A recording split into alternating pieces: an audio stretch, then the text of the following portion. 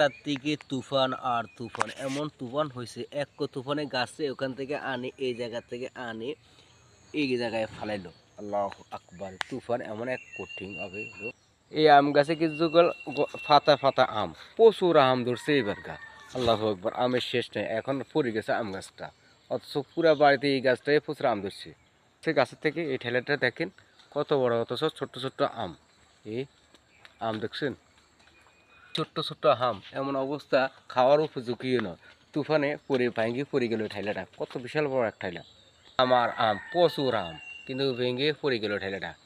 তো কত বড় আম গাছ, আল্লাহ একবার, গাছ ফাতা ফাতা পড়ে রয়েছে, এখন আমার আম। আরে তুফান, কি তুফান হলো, আল্লাহ একবার, কত বিশাল আম গাছ।